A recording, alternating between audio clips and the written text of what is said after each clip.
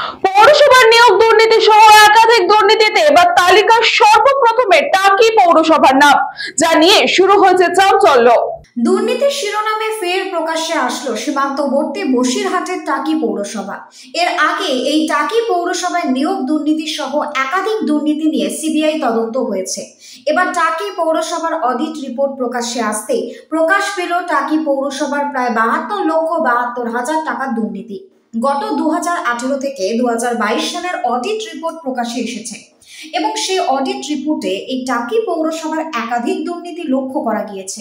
তার মধ্যে চরম দুর্নীতি করা হয়েছে টাকি পৌরসভার জঙ্গল কাটা এবং ড্রেন পরিষ্কার করা নিয়ে।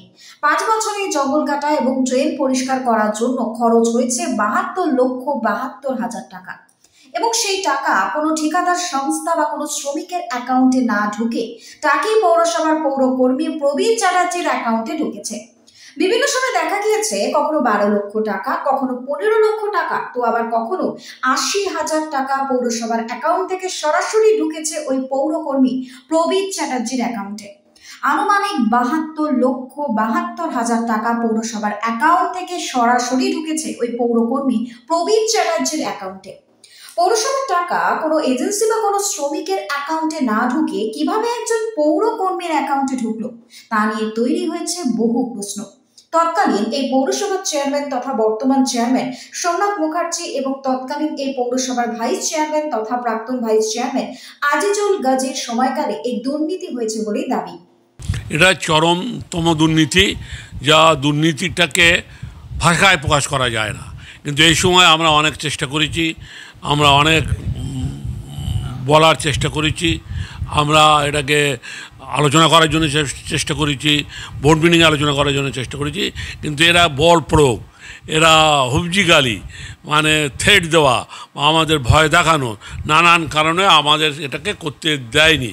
এই জন্য আমরা সুরায় গেছি, আমরা ডিএমের কাছে গেছি, আমরা 7 জন কাউন্সিলর, সমস্ত দলীয় বিজেপি, তৃণমূল, আমাদের বিজেপি, সিপিএম সবাই মিলে আমরা একটা চেষ্টা করেছিলাম যে একটা ঐক্যবদ্ধভাবে এর প্রতিবাদ করা, তীব্র প্রতিবাদ করা।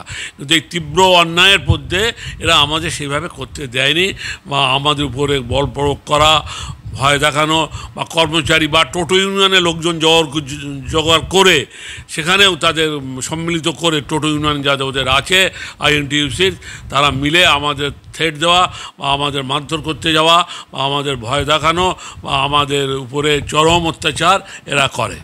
আমার বিরাটে কোনো গাছ কাটাও নেই, ড্রেন পরিষ্কার টরিষ্কারের কোনো সমস্যা হতো তখন তো ওয়ার্ডে কাউন্সিলরদের দায়িত্ব ছিল, প্রত্যেকটা কাউন্সিলরের দায়িত্ব ছিল। তা সেইটা যার অ্যাকাউন্টে ঢুকেছে আর যে ঢুকিয়েছে তারাই জবাব দিতে পারবে। এই ব্যাপারটা চেয়ারম্যানই বলতে পারবে, কারণ টাকাটা আমি নেইনি, টাকাটা অফিস থেকে চেয়ারম্যান দিয়েছে, চেয়ারম্যান না বোর্ড অফ কাউন্সিলর দিয়েছে। সেটা বোর্ড অফ কাউন্সিল কিভাবে ব্যক্তিগত অ্যাকাউন্টে টাকা দিতে পারে সেটা ওনারা বলতে পারবে। আপনার অ্যাকাউন্টে টাকাটা ঢোকার পরে আপনি কি করবেন? সে টাকাটা তো ভালোভাবে মানে যেভাবে তারা ডিরেকশন দিয়েছিল সেই ডিরেকশন অনুযায়ী পেমেন্ট করা হয়েছে। হ্যাঁ, টাকা কখনো পৌরসভার অ্যাকাউন্টে, কখনো আধিকারিকদের অ্যাকাউন্টে, কখনো চেয়ারম্যানের ব্যক্তিগত অ্যাকাউন্টে, এভাবেই তো টাকা জমা হয়েছে ওই পিরিয়ডটার সময়। ওই পিরিয়ডে আমার অভিজ্ঞতা খুবই খারাপ অভিজ্ঞতা আছে। টাকা অ্যাকাউন্টে পৌরসভার অ্যাকাউন্টে জমা হবে সেটা না করে আধিকারিকের অ্যাকাউন্টে জমা হয়েছিল এবং তারা সেইভাবে নিজেদের ইচ্ছা মতো খরচ করেছে, লুটপাট করেছে। এবং ওই পলিসি তো ওরা ভালো রকমই জানে কিভাবে রেজলিউশন করতে হয়। সম্পূর্ণ ভুয়া কথাই বলেছে ওরা, মিথ্যে কথাই ওস্তাদ। বসিরহাট থেকে সুকান্ত দাসের রিপোর্ট, নিউজ বঙ্গ টাইম।